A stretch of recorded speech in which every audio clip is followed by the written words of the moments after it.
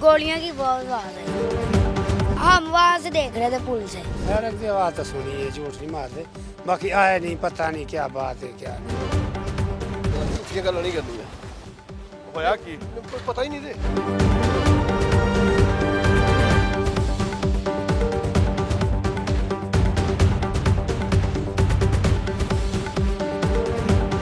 अमीर बलाय टीपू कत्ल केस का अहम मुलजिम एहसन शाह पुलिस हिरासत में हलाक हो गया है।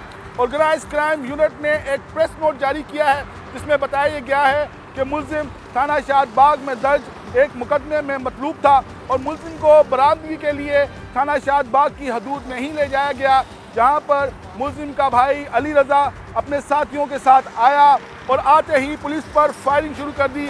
उनका मकसद ये था कि पुलिस पर फायरिंग करके मुलजिम एहसन शाह को छुड़ा कर ले जाया जाए। पुलिस ने जवाबी फायरिंग की और ये फायरिंग का सिलसिला चलता रहा और ऑर्गेनाइज क्राइम यूनिट के जो प्रेस रिलीज है उसके मुताबिक मुलजिम एहसन शाह अपने ही भाई और साथियों की फायरिंग से जख्मी हुआ, जो बाद में इंतकाल कर गया। आइए पहले थाना शादबाग चलते हैं, वहाँ चलकर जानते हैं कि मुलजिम एहसन शाह थाना शादबाग के किस मुकदमे में मतलूब था।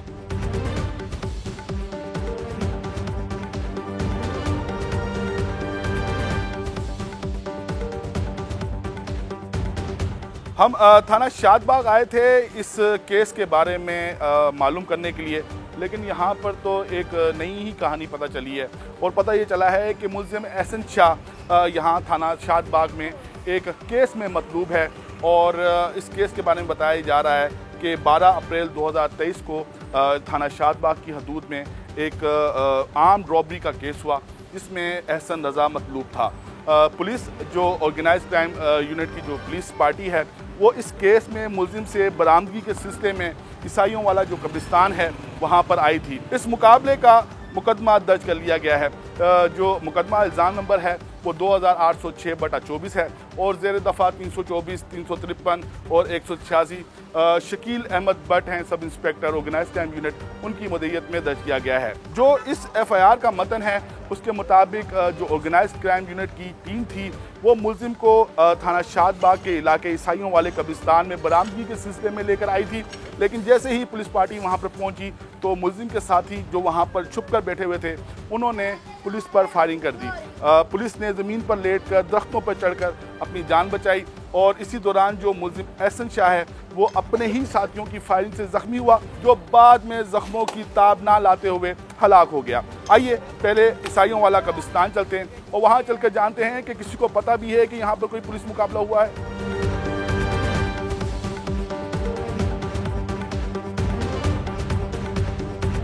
हम इस मुकाम पर पहुँच चुके हैं जहाँ पर ये पुलिस मुकाबला हुआ है और कैमरामैन हक नवाज से गुजारिश करूँगा कि वो दिखाएं। मुझे नज़र आ रहा है ये कुछ ब्लड यहाँ पर पड़ा हुआ है।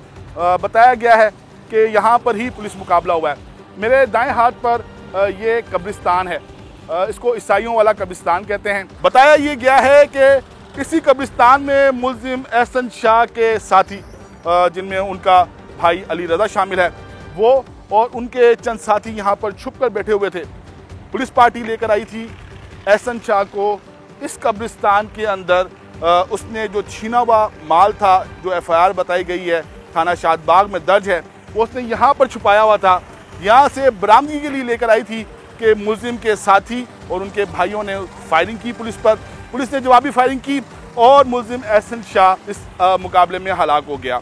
ये इलाका अगर आपको बताऊँ तो यह ज़्यादातर फैक्ट्री एरिया है, लेकिन यहाँ पर कुछ रिहायशी इलाका भी है, चंद मकानात भी हैं, यहाँ पर लोग भी रहते होंगे। आइए आवाम से चलकर जानते हैं क्या किसी को पता है कि यहाँ पर कल रात को क्या हुआ है।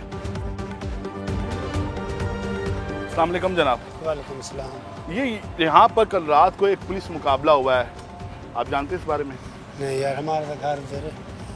आपका घर उधर है, तो आपने पुलिस को आते हुए वो जाते हुए देखा हो कि फायरिंग की आवाज़ सुनी हो? हाँ, फायरिंग की आवाज़ तो सुनी है, झूठ नहीं मारते, बाकी आया नहीं, पता नहीं क्या बात है क्या नहीं।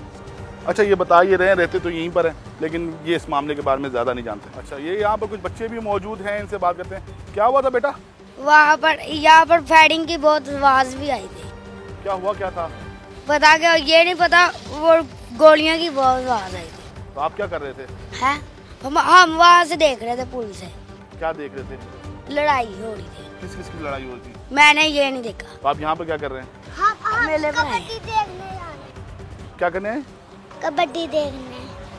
अच्छा, ये बच्चे बता ये रहे हैं यहाँ पर कोई मेला लगा हुआ है, तो ये यहाँ पर रोज़ आ जा रहे हैं और बता ये रहे हैं कि इस बच्चे ने बताया है कि कल रात को ये यहीं पे था तो बहुत ज़्यादा फायरिंग की आवाज़ ने सुनी और बता ये रहा है कि इसने देखा कि फायरिंग हो रही है, लेकिन किसके दरमियान हो रही है ये इसने नहीं बताया। आइए आगे बढ़ते हैं। अस्सलाम वालेकुम जनाब, ये कल रात को यहाँ पर एक पुलिस मुकाबला हुआ है भाई ਅਸੀਂ ਇੱਥੇ ਨਹੀਂ ਸਾਂਗੇ। आप नहीं हमें भी नहीं पता भाई साहब। आप क्या यहाँ पर क्या करते हैं? ये फैक्ट्री है, अभी सुबह आए हैं। अच्छा, ये बता ये रहे हैं कि जैसे मैंने आपको पहले बताया था कि फैक्ट्री एरिया ज़्यादातर फैक्ट्रीज हैं यहाँ पर, तो ये बता रहे हैं कि इनको इस बारे में कुछ नहीं इल्म, ये सुबह आए तो इनको मालूम हुआ है कि यहाँ पर कोई पुलिस मुकाबला हुआ है। आइए होया कि ਮੈਨੂੰ ਪਤਾ ਹੀ ਨਹੀਂ ਦੇ ਮੈਨੂੰ ਪਤਾ ਹੀ ਨਹੀਂ रहंदे किथे हो तुसी? ਉਹ ਪਾਰ अस्सलाम वालेकुम जनाब, जी जी वेलकम जी, कैसे हैं? खैरियत से हैं? अल्लाह का शुक्र सब खैर। कल रात को यहाँ पर 10 बजे के करीब एक पुलिस मुकाबला हुआ है, कुछ जानते हैं? सर ये दे मुतल्लिक़ सामने लगे नहीं सर, एकदम थले गिलम नहीं गए सानू। अच्छा, आप कहाँ थे? आपकी रहाइश कहाँ है? ऊपर रहाइश है साढ़े। ये ऊपर रहाइश है? हाँ जी, ये बिल्कुल गली के कोने पे मुकाबला हुआ है, पुलिस मुकाबला हुआ है। नहीं कन्फर्म, ये सामने दरबार है, उरस है, इधर थे हम, हमें नहीं पता कुछ हुआ होगा, सुना भी नहीं। आपने भी नहीं सुना? ना, ना, रात सर। को कोई पुलिस की सानू आवाज़? पता ना, सानू किसी किस्म का कोई इल्म नहीं है। अच्छा, ये बता रहे हैं कि इनका घर यहीं पर है, ये मेरे ख्याल में कोई 500 कदम के फासले पर जहाँ पर जाए हुआ है वहाँ पर करीब इनका घर ये यहाँ पर वाक़ है। ये कह रहे हैं कि ना हमने आवाज़ सुनी गोलियों की और ना इनको मालूम है कि यहाँ पर कोई पुलिस मुकाबला हुआ है। आइए आगे चलते हैं, मज़ीद कोशिश करते हैं, कोई ना कोई तो ऐसा होगा जिसको इस पुलिस मुकाबले के बारे में इल्म होगा। जैसे मैंने आपको पहले ही बताया था कि ये ज़्यादातर फैक्ट्री एरिया है, बंद रोड के करीब वाक़ ये इलाका है जहाँ पर ये वाक़या पेश आया है। यहाँ पर ज़्यादातर लोग जो है वो फैक्ट्रियों में काम करते थे, हम गए भी हैं, उनसे मालूम करने की भी कोशिश की है, उन्होंने यही बताया कि वो यहाँ पर मौजूद नहीं थे। अच्छा, यहाँ पर कुछ घर मौजूद हैं, यहाँ के रहायशियों से हमने पता करने की कोशिश की, किसी ने बताया फायरिंग की आवाज़ सुनी है, लेकिन हुआ क्या है कुछ पता नहीं चल सका। लेकिन यहाँ पर एक सबसे अहम बात है और वो ये है कि जो मुल्ज़िम एहसन शाह है उसके भाई अली रज़ा को ये बात कैसे पता चली कि मुल्ज़िम एहसन शाह को ऑर्गेनाइज्ड क्राइम यूनिट की टीम ईसाइयों वाले कब्रिस्तान में किसी बरामदगी के सिलसिले में लाना चाह रही है, और इतना टाइम उसके पास था कि वो यहाँ पर अपने साथियों के समेत आया, यहाँ पर वो मोर्चा बंद हुआ रहा और जैसे ही पुलिस पार्टी आई तो इसने उस पर फायरिंग कर दी। आइए organised crime unit model town चलते हैं और वहाँ पर जो सब इंस्पेक्टर हैं शकील भट्ट, जो इस पार्टी की सरबराही कर रहे थे, उन्हीं से मालूम करते हैं कि ये इंफॉर्मेशन कैसे लीक हुई है।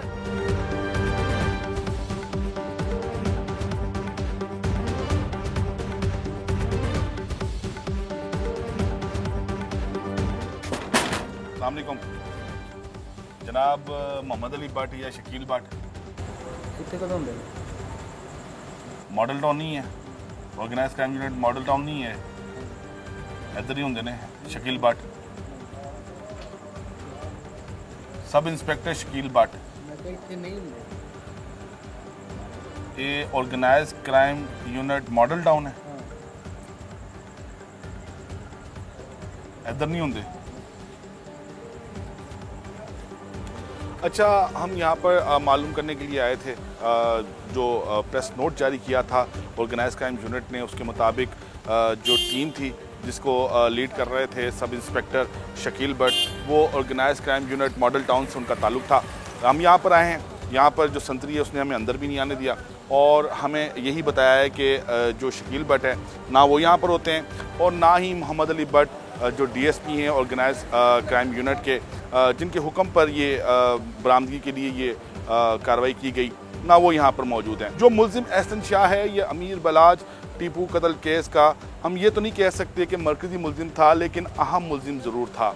जो हमलावर था वो मारा गया था और पुलिस के पास जो लीड मिली, जो इस केस को आगे लेके गई, जो कातलों तक पहुँचा सकता था, वो एहसन शाह था। एहसन शाह अमीर बलाज टीपू का करीबी दोस्त कहा जा सकता है उनको, बचपन का दोस्त नहीं था, चंद साल पहले ही उसकी दोस्ती हुई थी और मुल्ज़िम एहसन शाह ही था जिसने अमीर बलाज टीपू की रेकी करवाई थी और जो कातिल हैं उनको उसकी मूवमेंट के बारे में बताया था। तो इस केस में अभी तक हुआ क्या, ये मुकाबला कैसे हुआ, कुछ पता नहीं चल रहा। एक मुकदमा है दफ़ा 392 के तहत जो दर्ज हुआ है, वो मुकदमा बताया जा रहा है 12 अप्रैल 2023 का है। इसमें वो नामजद तो नहीं था एहसन शाह, नामालूम के ख़िलाफ़ हुआ था, लेकिन इसमें भी पुलिस ने उसको कैसे जो है वो फिट किया ये भी मालूम नहीं हो सका। ये मुकाबला कैसे हुआ ये भी मालूम नहीं हो सका। एहसन शाह को किसकी गोली लगी ये भी मालूम नहीं हो सका। और ये इंफॉर्मेशन किसने लीक की कि ऑर्गेनाइज क्राइम यूनिट की जो टीम है ईसाइयों वाले कब्रिस्तान में जा रही है कुछ बरामदगी के लिए, ये भी पता नहीं चल सका। मुल्ज़िम एहसन शाह का पोस्टमार्टम हुआ या नहीं ये भी नहीं पता चल सका। बहुत सारे सवालात हैं जिनके जवाबात हम ढूंढने के लिए दिन में निकले थे, रात हो गई है लेकिन इनके जवाबात नहीं मिले। इस वीडियो पर अपना फीडबैक जरूर दीजिएगा। अपना ख्याल रखिएगा। अल्लाह हाफ़िज़।